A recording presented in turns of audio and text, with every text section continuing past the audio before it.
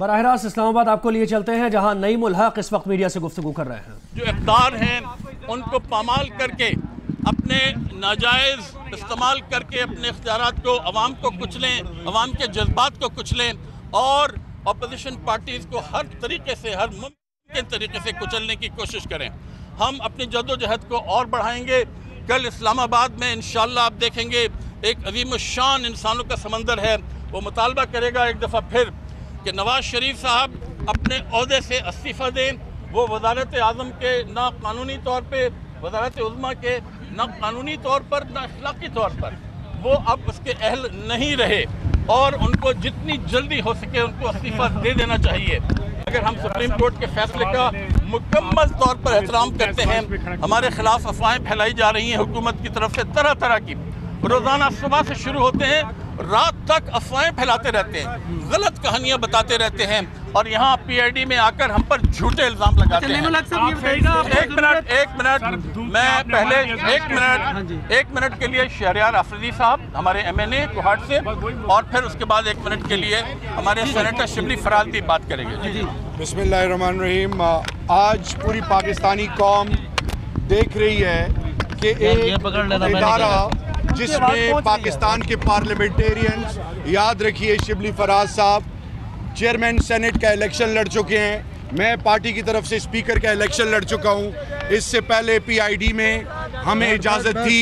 आज मैं अपनी बहन से सवाल पूछता हूं, मरियम औरंगज़ेब से, जो हमारी कॉलीग है, और स्पीकर नेशनल असम्बली से मैं ये सवाल पूछता हूं, जो कस्टोडियन ऑफ द हाउस हैं, आपके पार्लियामेंटेरियन और आपके कॉलीग्स को आज सरकारी दफातर में एंट्री से मना कर दिया गया है। ये जो जुल्म और बर्बरियत, ये जो नाअहली है, और याद रखिए ये किसी के बाप दादा की मिरास नहीं, ये पाकिस्तान के तमाम तबकात, तमाम पॉलिटिकल पार्टीज, ऐवान में बैठने वाले तमाम की स्टेक होल्डर्स को उतना ही हक सरकार के इदारों और सरकार के दफातर पर हासिल है जिस तरह इनको हुकूमत की पार्टी को हासिल है। एक चीज़ मैं आपको बताना चाहूँ, इनकी नाअहली और कोताहियाँ, अगर ये इस चीज़ से ये खौफजदा हैं कि अंदर आके पूरी कौम को हम इससे बाखबर रखेंगे, तो याद रखिए हम रोड पे भी जाने के लिए तैयार हैं। हम हर लेवल पर पाकिस्तान के पिसे हुए तबकात, पाकिस्तान के नेशनल सिक्योरिटी, पाकिस्तान के किसी भी कैपेसिटी में जितने मफादात हैं उसको हर लेवल पर ना सिर्फ डिफेंड करेंगे बल्कि अपने कायद के अंडर अरावल दस्ते में हर लेवल पर जाएंगे और पाकिस्तान से इन लुटेरों को हमेशा हमेशा के लिए बनाएंगे। Thank you.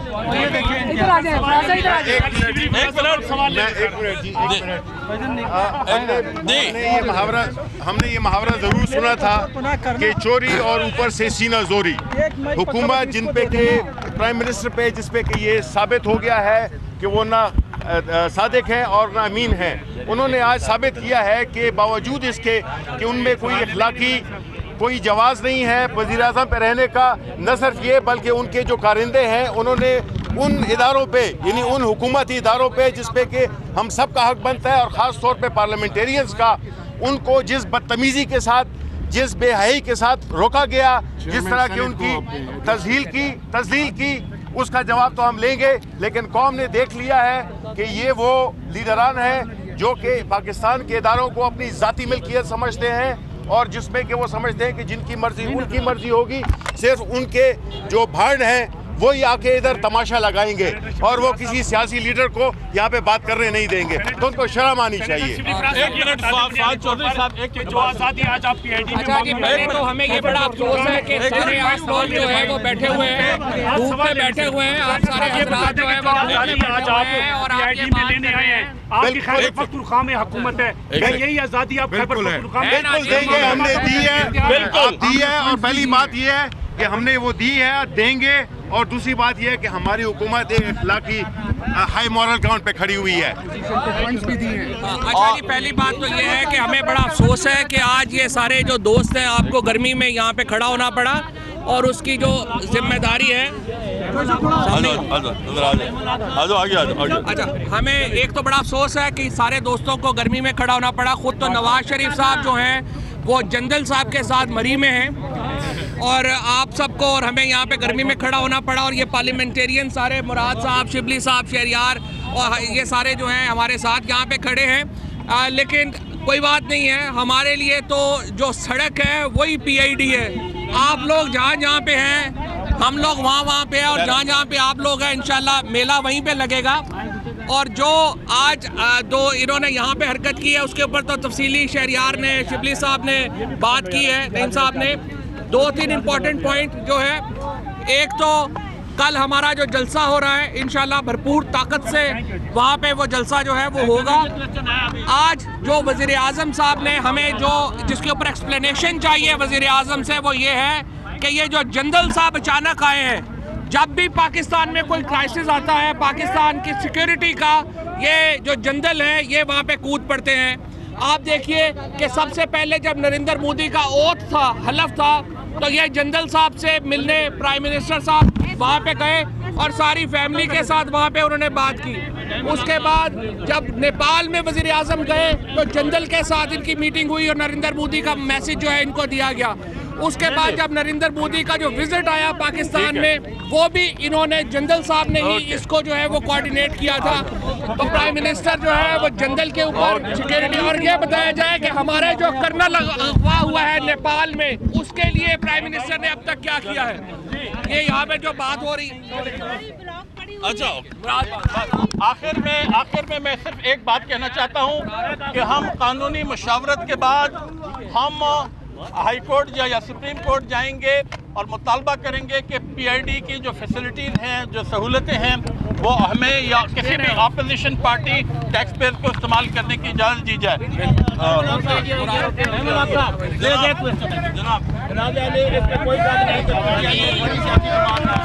और इसका मंशूर जो है वो ये है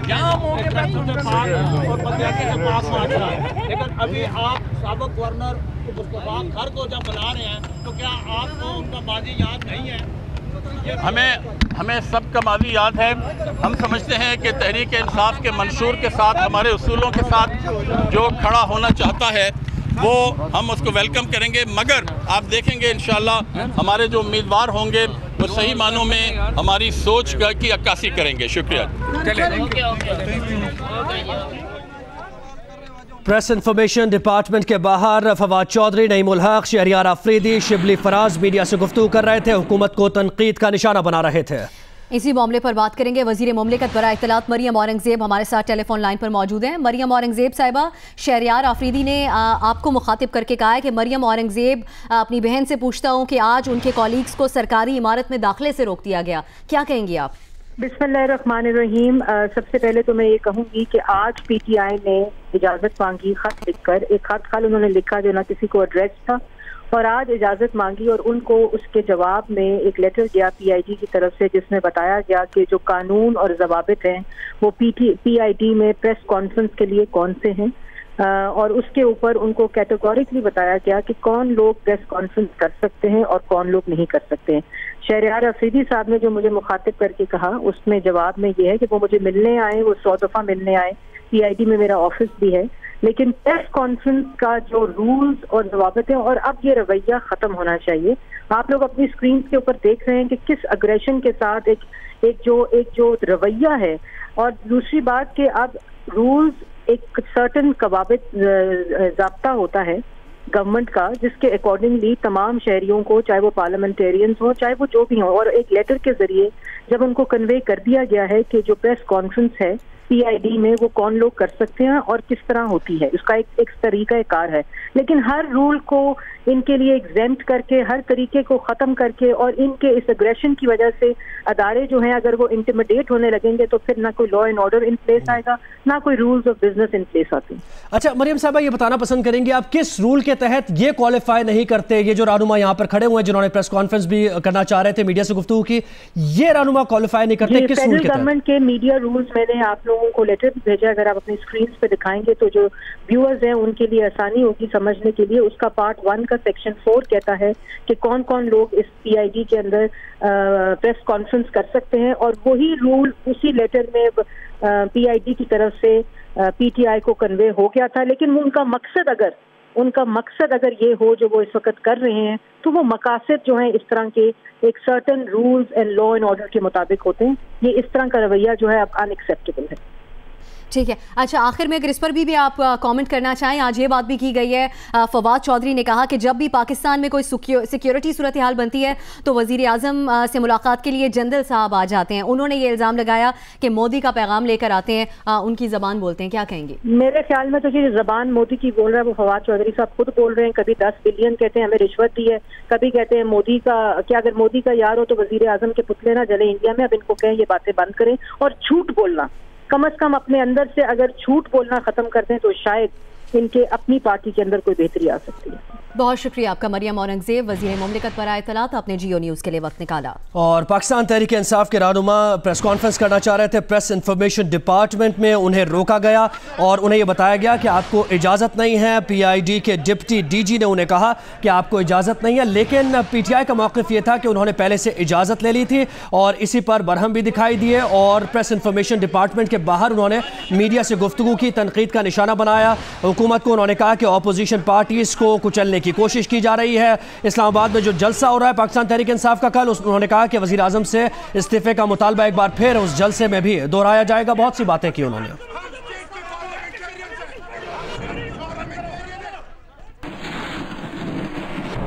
और अब बात करेंगे, वज़ीर आला पंजाब शहबाज शरीफ ने इमरान खान के इल्ज़ाम का जवाब देते हुए कहा है कि नियाज़ी साहब ने झूठ का रिकॉर्ड कायम कर दिया है, वो अपना कानूनी हक इस्तेमाल करेंगे। अगर उन पर इमरान खान का इल्ज़ाम सच साबित हुआ तो उन्हें क़यामत तक माफ़ नहीं किया जाए।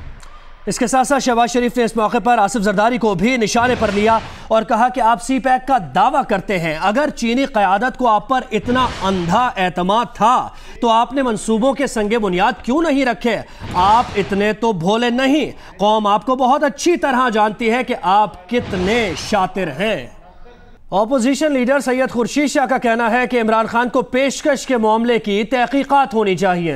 उन्होंने कहा कि इमरान खान को पेशकश करने वाले शख्स का नाम लेना चाहिए और उसे साबित भी करना पड़ेगा। उन्होंने मजीद कहा कि इमरान खान ने पेशकश करने वाले का नाम ना लिया तो उन्हें सियासत से हाथ धोना पड़ेंगे।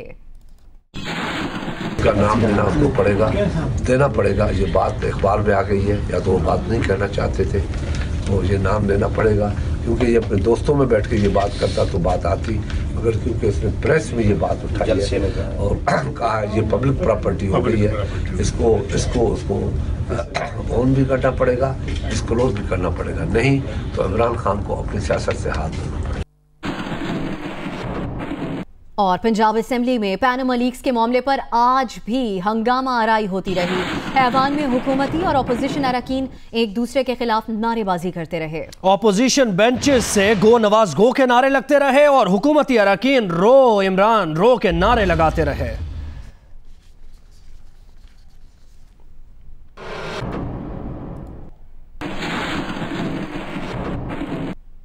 पंजाब असेंबली में इसी हंगामा आराई के बाद महमूद रशीद ने एक बार फिर मुतालबा किया कि वज़ीर आज़म JIT की तहकीकात तक इस्तीफ़ा दें। अपोजिशन लीडर पंजाब असेंबली का कहना था कि इस्तीफ़े से नवाज शरीफ की इज्जत कम नहीं होगी बल्कि उसमें इजाफा होगा। नवाज शरीफ के इस्तीफ़े न देने से पूरे मुल्क की बदनामी हो रही है। उधर जमात इस्लामी के अमीर सिराजुल हक ने भी इमरान खान के बयान पर लबकुशाई की है। कहते हैं इमरान खान ने 10 अरब रुपए ऑफर की बात जलसे में की, इमरान खान को पैसों की ऑफर हुई होगी। उन्होंने कहा अगर सियासी लीडर को पेशकश होती है तो अदालतों और इदारों का क्या हश्र होगा। पैसों की ऑफर वाला मामला संजीदा है, पूरी कौम को सोचने की जरूरत है।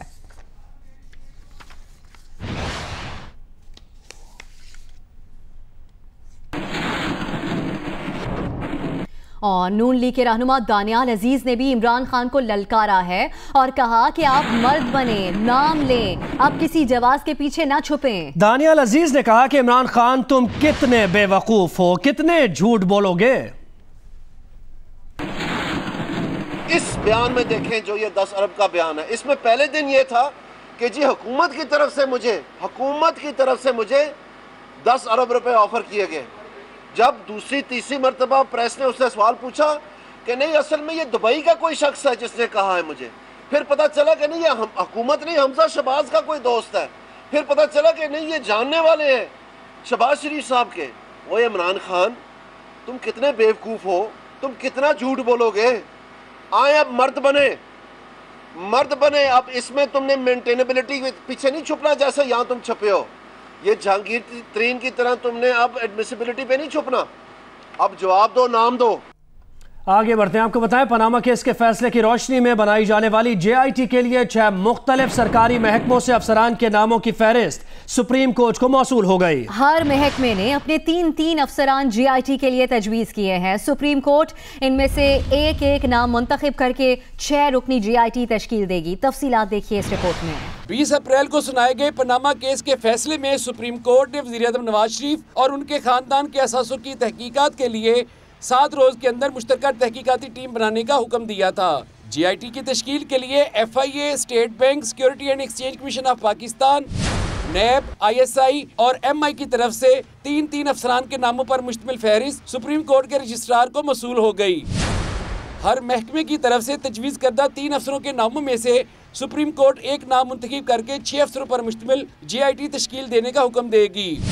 टीम की सरबराही FIA के एडिशनल डायरेक्टर जनरल के ओहदे के अफसर करेंगे। मुख्तलिफ महकमों की तरफ से भिजवाए गए अफसरान के नाम सरकारी तौर पर जाहिर नहीं किए गए। ताहम ज़राए के मुताबिक FIA की तरफ से भेजी गई फहरिस्त में 3 additional director general Wajid Zia, Ahmad Latif और डॉक्टर शफीक के नाम शामिल हैं। खबर शामिल करेंगे लाहौर से। लाहौर में आज भी रिक्शा यूनियन ने रैली निकाली। रैली कलमा चौक से अरफा टावर फिरोजपुर रोड तक निकाली जा रही है। रैली में रिक्शा ड्राइवर्स और मालिकान ने पर्ची सिस्टम खत्म करने और ट्रैफिक पुलिस की तरफ से बिला जवाज चालान का सिलसिला खत्म करने का मुतालबा किया। रैली से ट्रैफिक की रवानी भी मुतासर हो रही है।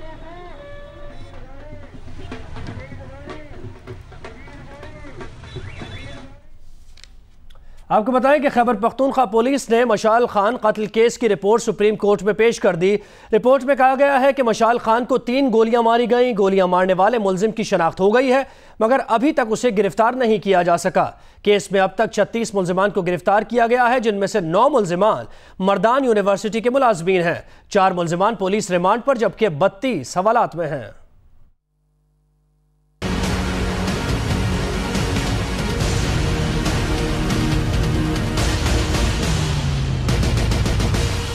Chief justice Pakistan justice Saqib Nisar की सरबराही में सुप्रीम कोर्ट के 3 रुकनी बेंच ने मशाल खान कत्ल केस की समाअत की।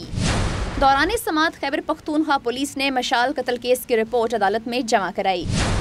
रिपोर्ट में कहा गया है कि तफ्तीश में पुलिस की मावनत के लिए 3 रुकनी कमेटी तश्कील दे दी गई है। अब तक मजमूई तौर पर 36 मुलजिमान को गिरफ्तार किया गया है। 9 मुलजिमान यूनिवर्सिटी मुलाजमीन हैं, 4 मुलजिमान पुलिस रिमांड पर, जबकि 32 हवालात में हैं। एडवोकेट जनरल खैबर पख्तूनख्वा ने अदालत को बताया कि JIT की अज़-सर-ए-नौ तश्कील कर दी गई है। अब इसमें ISI, MI और FIA को भी शामिल कर दिया गया है। रिपोर्ट में बताया गया है कि 6 मुलजिमान के इकबारी बयानात मजिस्ट्रेट के सामने कलमबंद किए गए हैं। मशाल खान को गोली मारने वाले मरकजी मुलजिम की भी शनाख्त हो गई है। मशाल को 3 गोलियां मारी गई हैं। गोलियां मारने वाला मरकजी मुलजिम ताहाल गिरफ्तार नहीं हुआ। जाए वकुआ से 3 गोलियों के खोल बरामद हुए। शवाहिद फॉरेंसिक तज्जिये के लिए पेशावर भिजवाए जाएंगे। चीफ जस्टिस पाकिस्तान मियां साकिब निसार ने इस मौके पर रिमार्क्स दिए कि अदालत इस मामले में मदाखलत नहीं करना चाहती, मजीद वक्त ज़ाया ना किया जाए। तहकीकात करना अदालत का काम नहीं। केस की मजीद समाअत 15 रोज के बाद होगी। सेहत से जुड़ी अहम खबर यह कि कराची में चिकनगुनिया और चिकन पॉक्स के मरीजों में इजाफा हो गया। सफाई और जरासीम कुश पे ना होने से और अद्वियात भी दस्तियाब नहीं है। महकमा सेहत ने आलमी इदारे सेहत से मदद मांग ली है। खात्मे में मदद के लिए इक़दामात की दरख्वास्त की गई है। महकमा सेहत की जानिब से आलमी इदारे सेहत से बता रहे हैं जियो न्यूज़ के नुमाइंदे खावर खान। शहर में गंदगी के ढेर ने मलेरिया, चिकनगुनिया और चिकन पॉक्स समेत दीगर वायरल बीमारियों में इजाफा कर दिया है। अमराज की इंसदाद में बल्दिया उज़्मा कराची हो या सूबाई हुकूमत, तमाम के तमाम नाकाम ही नजर आ रहे हैं। सूबाई महकमा सेहत के डायरेक्टर जनरल डॉक्टर मोहम्मद तौफीक ने इस सिलसिले में आलमी इदारे सेहत को खत अरसाल किया है। खत में शहर से चिकनगुनिया के खात्मे में मदद और इक़दामात करने के लिए आलमी इदारे सेहत से अपील की गई है। आलमी इदारे सेहत का मिशन 2 मई को कराची और चिकनगुनिया से मुतासरा इलाकों का दौरा करेगा। चिकनगुनिया हो, मलेरिया हो, डेंगू हो, ये सब मच्छर इसका जो वेक्टर है, यानी इसका जो ट्रांसमिटिंग एजेंट है वो मच्छर है। तो इसका मतलब यह है कि मच्छर को कंट्रोल करने के लिए हमें सफाई अपने ऊपर लाजिम करनी पड़ेगी। एक जानिब जहां शहर से कचरा ना उठाने और जरासीम कुश स्प्रे ना होने से बीमारियों में इजाफा हो रहा है, तो दूसरी जानिब चिकन पॉक्स समेत दीगर वायरल इन्फेक्शन की अद्वियात भी नायाब हो गई हैं। वैक्सीनेशन टोटली सिर्फ बड़े बड़े हॉस्पिटल्स में, ना मेडिकल शॉप पे दे रहे हैं वो, ना कहीं मार्केट में मिल रही है। मेडिकल कंपनी जो है इन्होंने रेट जो है वो बढ़ाए हुए, शॉर्ट की हुई है, बजट आने से पहले मेडिसिन शॉर्ट कर देते हैं। चिकनगुनिया और चिकन पॉक्स जैसी बीमारियों में इजाफे के पेश नज़र फौरी तौर पर शहर में जरासीम कुश स्प्रे कराना जरूरी है। कैमरामैन मोहम्मद साजिद के साथ खावर खान, जियो न्यूज़, कराची। और उधर फैसलाबाद में चिकन पॉक्स का वबाई मरज बेकाबू हो गया है। मुतासिरा मरीजों की तादाद में मुसलसल इजाफा हो रहा है। रवां साल के दौरान 100 अफराद में चिकन पॉक्स बीमारी की तस्दीक हुई, जबकि 16 अफराद दौरान इलाज दम तोड़ चुके हैं। एलाइड अस्पताल फैसलाबाद में गुज़िश्ता 24 घंटों के दौरान मजीद 6 ऐसे मरीजों को लाया गया है जिनमें चिकन पॉक्स बीमारी की तशखीस हुई है। 2 मरीजों को इलाज के बाद घर भेज दिया गया, जबकि 4 मरीज आइसोलेशन वार्ड मुंतकिल कर दिए गए हैं। हल्का हल्का ना मरीज ਨੂੰ थोड़ा बुखार ਹੁੰਦਾ है, उस तो बाद ना दाने ਜਾਂ जिस्म में चो निकलदे, जिस्म में चो ना दाने ਜਾਂ निकलदे ने, उसकी वजह तो ना उसकी वजह तो दिमाग ते असर होया, गुर्दे ते बुखार होया, छोटा थोड़ा रहा, उसकी वजह तो ये मतलब माई नूं भी बुखार हो गया बाद उस वजह तो ही मतलब ये उनके दिल ते भी असर हो गया, ते फेफड़े ते भी मतलब असर हो गया। अस्पताल की फोकल पर्सन डॉक्टर मासूमा सरदार ने बताया कि रवां साल के दौरान एलाइड अस्पताल फैसलाबाद में 96 मरीजों में चिकन पॉक्स की तशखीस हुई, जिनमें से 16 मरीज जाँ बहक हो गए। सिविल अस्पताल में चिकन पॉक्स के 4 मरीज जेर इलाज हैं। डिप्टी कमिश्नर सलमान गनी के मुताबिक चिकन पॉक्स की वबा पर काबू पाने के लिए शहरियों को वैक्सीनेशन करना लाजिम है। डीजी हेल्थ पंजाब को वैक्सीनेशन फराहमी के लिए खत लिख दिया गया है। फंड्स मिलने का इंतजार है। डीजी हेल्थ सर्विसेज को भी लिखा हुआ है, वो अपने लेवल पे एफर्ट्स कर रहे हैं, लेकिन हमने उनकी एफर्ट्स का दरअसल इंतजार नहीं किया। अल्लाह ने तौफीक दी और फैसलाबाद के लोगों के ताउन से मैंने एक welfare society, Chenab welfare society, जो हमारी चिनाब क्लब की वेलफेयर सोसाइटी, उनके ताउन के साथ हमने इसकी इतनी मेडिसिन ले ली है कि कम से कम जो मरीज आ रहे हैं तो उनके कॉन्टेक्ट्स जो हैं उनको हम दवाई दे सकें। मुखैर हजरात की मदद से ऐसे अफराद को फौरी तौर पर वैक्सीनेशन दी जा रही है जिनके घर का कोई फर्द इस बीमारी का शिकार हो गया हो। कराची के इलाके गुलिस्तान जौहर से गुज़श्ता रोज़ गिरफ्तार गधों की खालों के कारोबार में मुलव्विस ग्रोह को कस्टम हुक्काम के हवाले कर दिया गया। मुल्ज़िमान की निशानदही पर मौड़ीपुर में गोदाम से मजीद खालें भी बरामद की गई। इससे मुताल्लिक अपडेट करेंगे जीशान शाह। जी बिल्कुल, गुज़िश्ता रात कस्टम प्रिवेंटिव ने एक माड़ीपुर में एक जगह पे छापा मार के बड़ी तादाद में गधे की खालें बरामद की हैं। इस हवाले से ये कार्रवाई किस तरह से अमल में आई, इस हवाले से हम बात करेंगे deputy director custom preventive Ali Raza से। अभी हज़ारों खालें बरामद हुई और आज कल रात में आपने भी ये कार्रवाई की है, क्या डिटेल सामने आई है? मैं गुजारिश करता चलूँ कि पुलिस ने बहुत अच्छी कार्रवाई की। इन्फॉर्मेशन हमारे पास भी थी और हम भी इस पे काम कर रहे थे, लेकिन बड़ी खुशाइंद बात है कि ये लोग इंटरसेप्ट हुए और हज़ारों खालें जो थी वो डंकी हाइट्स वो हमें मिली हैं। अब ये बात ये है कि ये जब हमें सब कुछ हैंड ओवर हुआ तो हमारे लोगों ने तफ्तीश जब शुरू की, जब हमने तफ्तीश शुरू की तो हमें एक टिप ऑफ मिला कि ये और भी मौजूद हैं।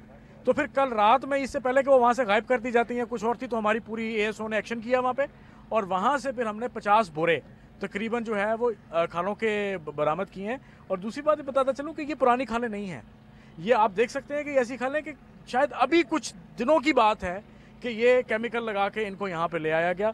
और हम अभी इन्वेस्टिगेशन कर रहे हैं इसमें कि गैर मुल्की बाशिंदा भी है, हम इंशाल्लाह इनको कैफरे किरदार तक पहुँचाएंगे। ये बेसिकली बाहर ही जानी थी, इससे तो कोई अभी हम इसका तयन भी कर रहे हैं कि ये जानी कैसे थी, ये कहाँ पहुँचनी थी, ये आ कहाँ से रही हैं, इनका सोर्स क्या है, इसको इन्वेस्टिगेट करके इंशाल्लाह फिर हम आपसे शेयर करें। पुलिस हुक्काम का भी कहना है, जो कस्टम हुक्काम का भी कहना है, ये प्रॉपर एक ग्रोह है जो कि यहाँ पे ये कार्रवाइयाँ कर रहा है और उसके बाद में यहाँ से बैरून मुल्क ये चीज़ें सप्लाई कर रहा है। जी।